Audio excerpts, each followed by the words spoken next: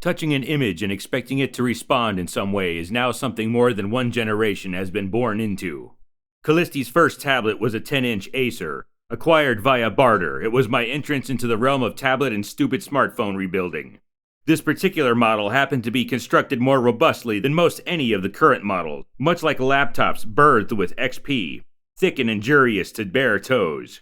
Kallisti was 4. Her mother abandoned us a year and a half prior. My little blue-eyed girl barely spoke and was still wearing diapers. A long process of specialist appointments that would culminate with a 5-hour battery of tests performed by 4 separate disciplined PhDs had begun.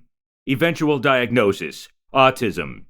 Even though her maternal grandfather, aunt, and half-brother lived next door, they would not watch her for any length of time. I was renting out rooms of my 3-bedroom, 2-bath mobile home. My aunt, who lives 2 hours or so away, would take me to Sam's Club and tell me to fill up a cart when she was in town.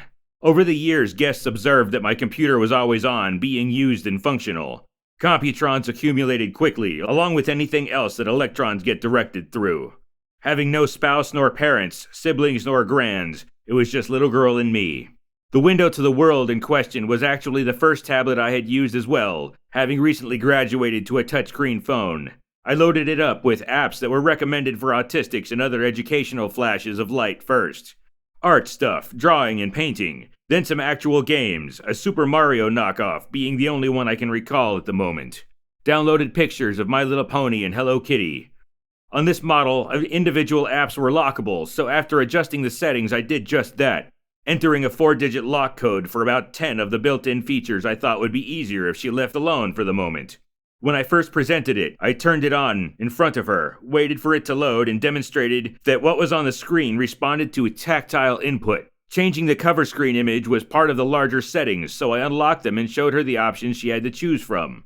I started the Super Mario knockoff and explained what I was doing for no more than 5 seconds. Then I kissed her on the forehead and left the room, dishes and laundry always calling.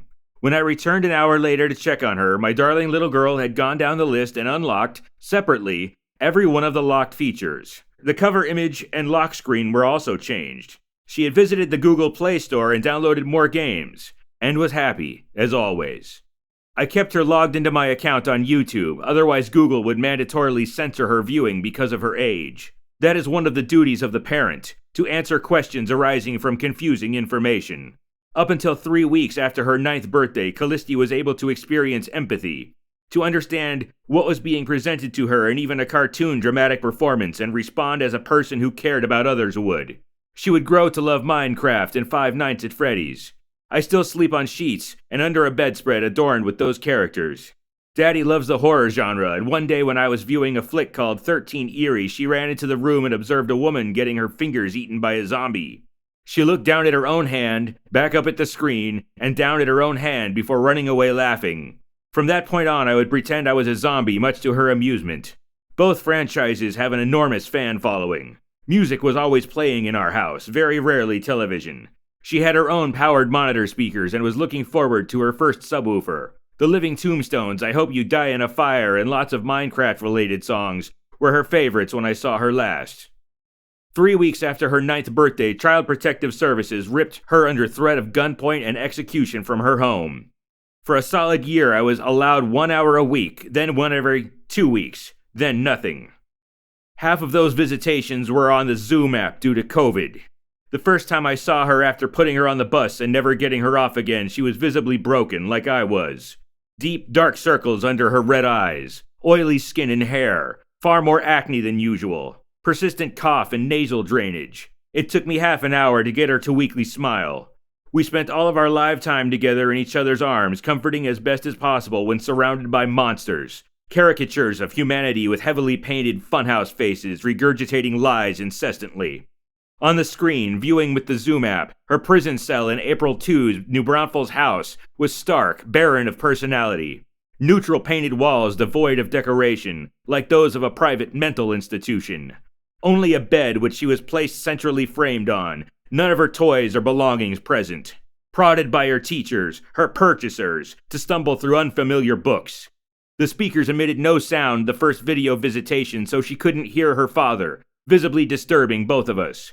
A house where singing and spinning and dancing and happiness is forbidden and crushed like cigarettes, fire extinguished. She was removed from my custody on her 10th birthday, most certainly as a demonstration of smug power. They had coincidentally removed our visitations on my birthday months before. The only reason being given was my refusal to voluntarily submit her to, again, non-mandatory behavioral training at Bluebonnet Trails, the same institution that in my childhood I had been issued experimental mind-altering prescriptions and been illegally funneled into a private psychiatric care facility from. That was common at the time, probably still is. About a year ago, I was charging my phone behind a vending machine in front of Walmart in Cibolo. Wiederstein Elementary is across the street. Moving to Texas in the middle of 4th grade, I spent the rest of that school year at a different building labeled the same thing. My daughter was sitting in a shopping cart next to a 4-door sedan in the parking lot. 2 women I did not recognize were loading parcels into the trunk when I spotted them. Kallisti was drooping in the shopping cart, staring expressionless downward, behind bars in a literal and figurative sense. I called her name and started towards her, having to wait for traffic. One of the women picked her up and threw her into the back seat, taking care to physically block her view. The vehicle spun tires, leaving the parking space. Kallisti Eon Mackenzie will be 11 years old on September 2nd.